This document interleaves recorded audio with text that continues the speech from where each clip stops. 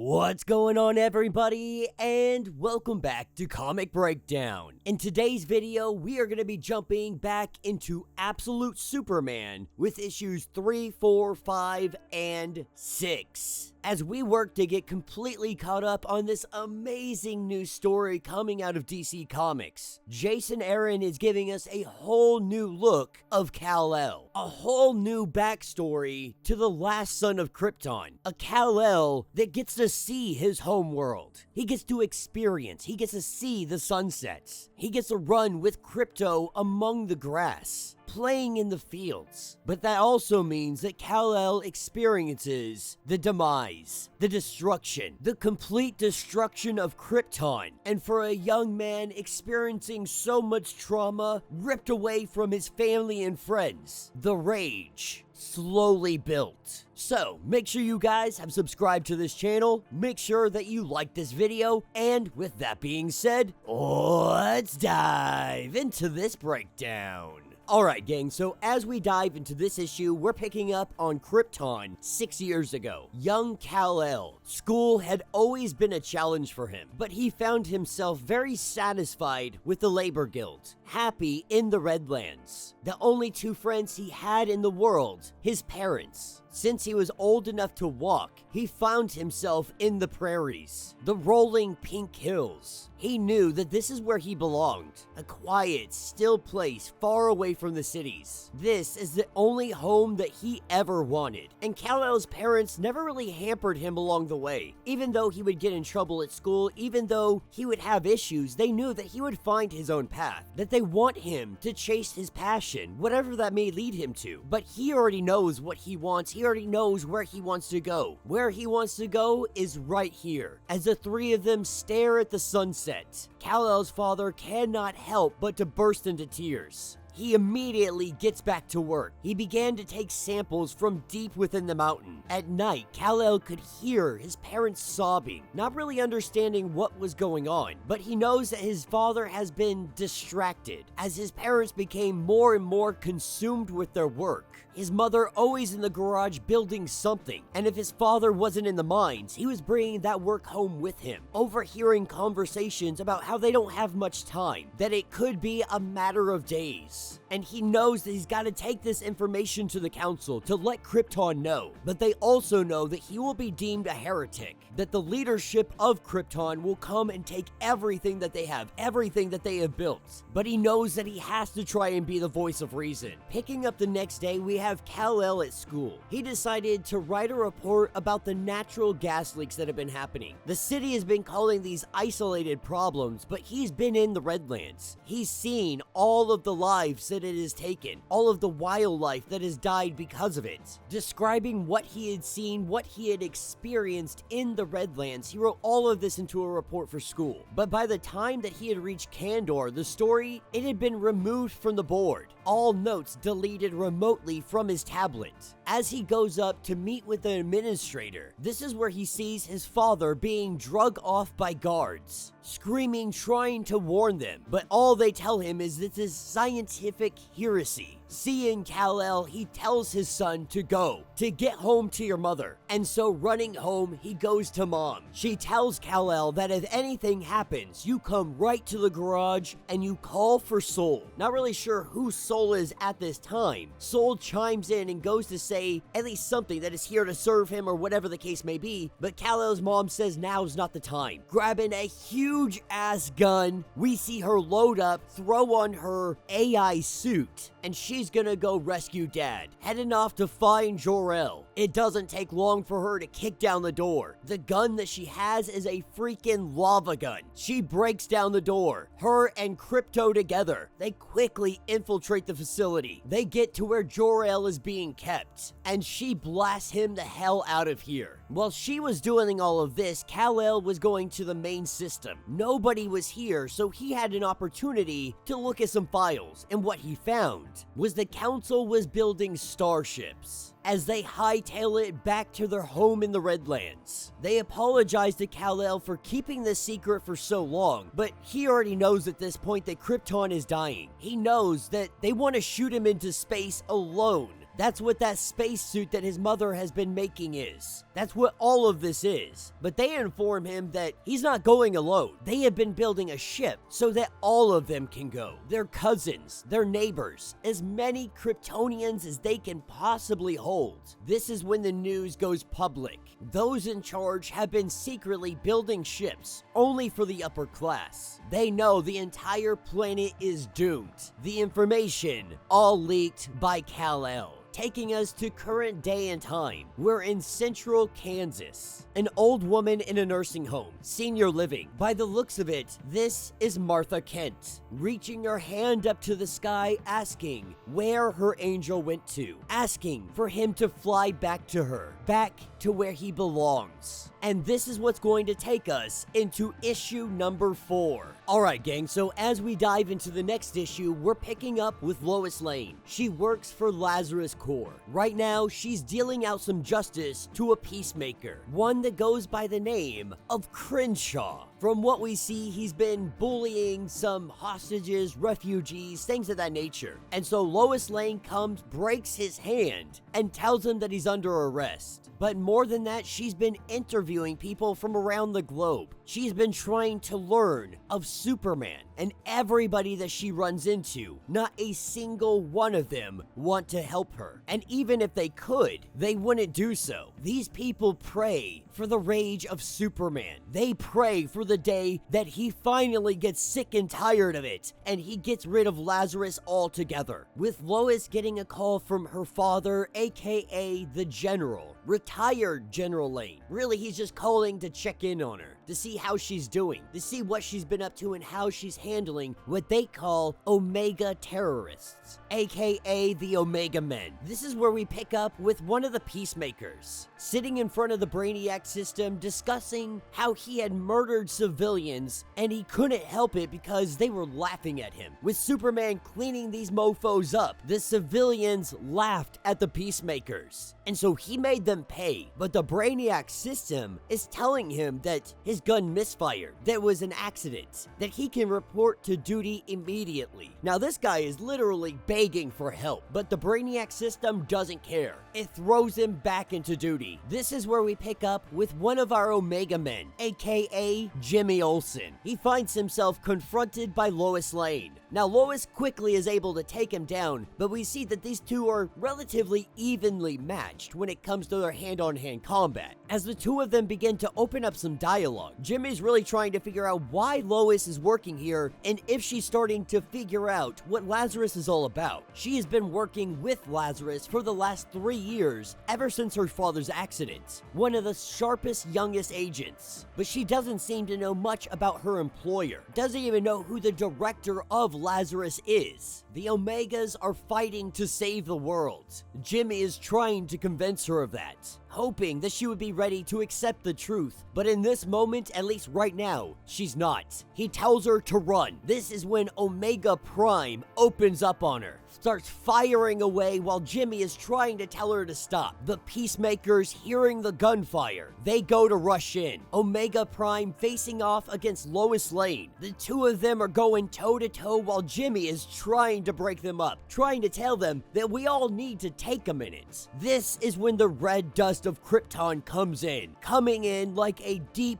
dark cloud, making everything impossible to see. When Omega Prime goes to run up to Superman and say that we found you, we're so excited to have you here, that we stand ready to fight with you against Lazarus, Superman backhands her and throws her into a wall. He looks at Lois Lane and he tells her that you need to stop following me, that I have nothing to say, nor do I want to talk to you. But in that very moment, the peacemakers surround him. They circle up around him. They say that they're gonna take him in, asking if he remembers him. Superman says no, and then blows some wind, freezing them in place. Again, the civilians laughing at the agents, telling everybody to get a picture of how hilarious this is. With Superman leaving, taking off into the sky, when the agents are finally able to break free, our peacemaker cannot restrain himself. Everyone is laughing. They would never shut up. So he lifted up his rifle and he killed every last one of the civilians. Alright gang, so as we jump into issue number 5, we're taken back to Krypton 6 years ago. The days after the story broke were difficult ones. They were violent ones. His entire family sentenced to death by the Science League. The Law Guild shock troopers had raided their home. They fought their way to safety, but there was no safe place left on Krypton. Not for them, not for anybody. The world knew the truth. Krypton was breathing its last breath. The Science League had known for months. They kept it from their own people. They worked to run away and leave them all to die. In the wake of this revelation, the planet began to explode in more ways than just one. Riots swept the Redlands. Rumors of massacres in the cities. They could see the towers of Kandor burning in the distance. And all while this happened, the planet came apart underneath their feet. And so this is where we pick up at our evacuation. They prepare to leave with as many people as this ship can carry. As he watched his world come apart, young Kal-El felt the rage swell within him as he watched his parents weep, swearing to himself that whatever world he would find next, they would make better than this one, no matter what it took.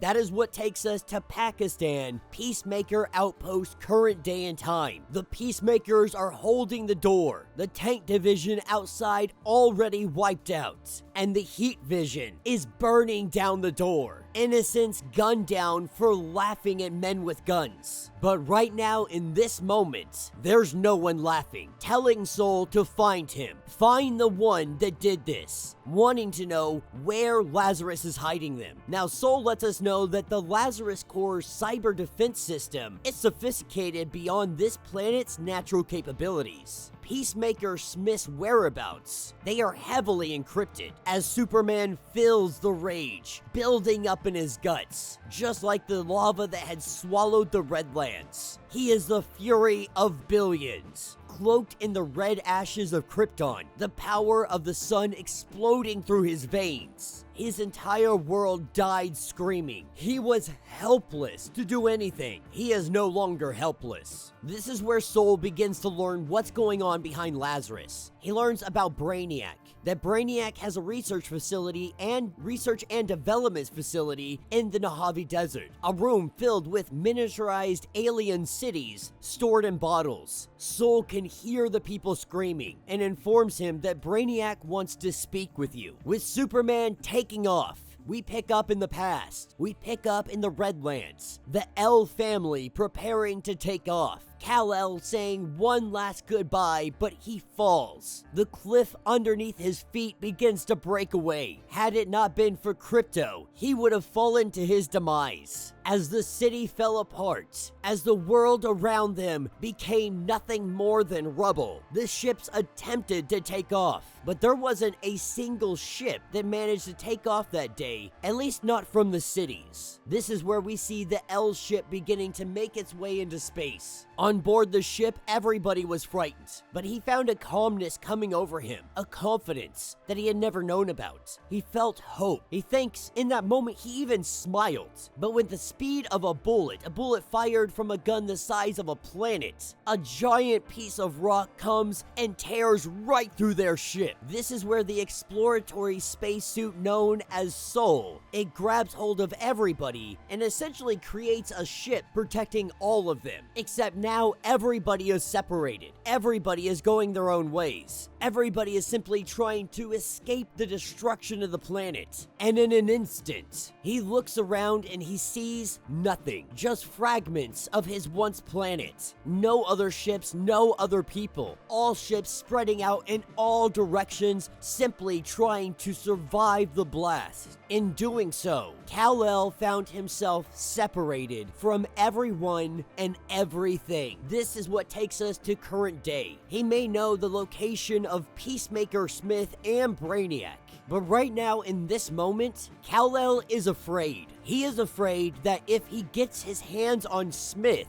he's afraid of what he might do. He knows the rage that is built up inside of him right now in this moment is too vast and too great. And so he goes somewhere he recognizes, somewhere he is reminded of home. This is what takes him to Smallville, Kansas. This is what's going to take us into issue number 6 of Absolute Superman. We pick up in deep space 6 years ago. When his family lifted off from Krypton, he had no idea where he was headed. The Science League never even bothered to explore what else was out there, as his system scans for any signs of life-sustaining planets. 8 days go by, 8 weeks go by, 8 months go by across a sea of endlessness, finding himself at month 17, feeling like he's almost losing his mind here, not understanding how they haven't run into anything, almost assuming that there must not be life out there. We have been going for 17 months and found nothing, that Krypton was the only planet in the universe, the only place that could sustain life, and they fucked it all up. But as he gets closer and closer to this yellow sun, it begins to have an effect on his body, one that he doesn't understand. But he tells Soul that he is burning up to turn around, to get us away from this star. But as the ship begins to break down because what is happening to him, they finally find a life-sustaining world. They find Earth. And as his ship comes crash landing down in a farm, Soul informs him that its energy cells have been completely depleted, that it must power down for a brief time. The suit, the ship being absorbed into him, he finds himself toe-to-toe with the Kents. Obviously, John Kent at first says, let's call the cops. Let's do something about this. Martha, on the other hand, she sees this as a blessing. They bring him inside. They bring him into a bed and they let him rest for as much time as he possibly needs. They see him destroy the bed. They see him levitate. They see him almost burn the freaking house down. But she knows that this young man is confused. He's suffering. The day that he wakes up, he bursts out of their home, breaking right through the wall, and he finds himself in a field. Realized that he was running somehow faster than he had ever done before, moving as fast as a blur. Young Kal-El, the slowest, clumsiest kid in all the Redlands, is somehow supercharged, has exploded into a ball of fire. But as he stares at this sunset, believing that he would never see Krypton again, he looks at the horizon here in the Kansas lands, and he feels home. And so over time, Kal-El would help the Kent family. And in a way, Jonathan kinda saved them. They were on the verge of losing the farm. Lazarus, the corporation, taking over all over the place. The weather and rain being controlled, so their crops weren't getting properly fed. This was all in an effort to take the farm from the Kents. But now with the help of young Kal-El, they would be able to do a lot more. Now in this moment, Kal-El can't properly speak to them until his suit Soul comes back online. 2 weeks later, once it finally does, he introduces himself and tells them that he fixed the tractor. Soul also interjects and says that he detected many manner of remote drones operating in the skies above, controlling the weather. So Soul disabled them, and all of those drones fall out of the sky. Speaking in English for the first time to the Kents, he introduces himself. As the drones fall in the background, the rain begins to pour down on the Kent farm. Unfortunately, this would catch the attention of Lazarus. Helicopters coming in, peacemakers dropping boots on the ground. They take young Kal-El into custody. The Kents try to fight back, but there's nothing they can do. Soul says that I can't allow these men to take you. With a burst of power from him, we see all of the peacemakers shot back. He tries to tell Soul to talk to them, to tell them about Krypton, tell them that we have nowhere else to go, but they don't care. Soul knows that they don't care. The Kents know that Lazarus doesn't care, and so they tell him to go. He had spent months weeping for Krypton, for everything that he had lost. But that day, the tears, they felt different. He wept for the world that he had found, the one that he could already tell he wouldn't be able to save, no more than the last one. And so for almost 5 years, he was on the run, to other farms far away, to factories, to mines, to cities. Nowhere he stayed would ever stay safe for long, and no place ever felt like home as much as the home that might have been. This is where we learn who is truly behind Lazarus. We pick up in the Nevada desert, Brainiac speaking with somebody. talking about Agent Lane, talking about how they nudged her in the right direction. We learn who is truly in control, saying that salvation is at close at hand for billions upon billions. Once the Superman kneels at his feet of his holy father, Ra's al Ghul. And that will be the end of this issue. So let me know what you guys think down in the comments. Definitely not a bad 4 issues, giving us a new glimpse, a new perspective, a new story on how Krypton falls. Now, it's all relatively the same. Politics, corruption, power, greed, all of this leads to the destruction of Krypton. But in this case, we learned that many Kryptonians were able to escape. Now, how many of them survived, we don't know. But it appears that at least a couple dozen Kryptonians may exist out in the universe. There's a chance that Jor-El is out there, that Laura's out there, that his family exists, that his friends, or you could say at least members of his species, because he didn't have many friends, they're still alive. They're still existing, thriving, hopefully. This means he is not the last son of Krypton. Obviously, Lois Lane going down the path, she is eventually going to learn that she's working on the wrong side, that she's going to be working with Jimmy Olsen, with Superman. They're all going to form together at some point in time. These are going to be his new friends, his new family. But I also like this version of Superman, a version that wasn't raised by a father who taught him how to control his anger and his rage. Instead, was torn apart from his father at a young age, saw the destruction of his homeworld by the greed of those in charge. And when he finds a new home, a surrogate family, that's ripped away from him as well. So he spent his formidable years on the run, watching what Lazarus and the government do, not being able to find any real connection to anybody or anything, not being able to have a home. This has filled him with resentment, with anger, but he's still smart enough to recognize it, to see, to know that he doesn't want to be that man that lives in his rage, that acts on his rage. He knows that he could rip apart that peacemaker that killed all those civilians. He goes home. He goes to Smallville in the hopes that he can fight this rage off. Little does he know, Lois Lane there going to meet Martha Kent in the nursing home. Let me know what you guys think. Let me know your thoughts. Let me know your theories. If you want to get caught up on everything that is going on with this series, go ahead, check out the link in my description as well as the top of this video. It's going to get you caught up on everything going on in the Absolute Universe. If you would like to subscribe to the channel, you can always do so by going to the main page, subscribing. Make sure you check out our videos, share them around, like them when you get the chance. If you would like to join our membership, that is always available as well. And with that being said, until the next breakdown.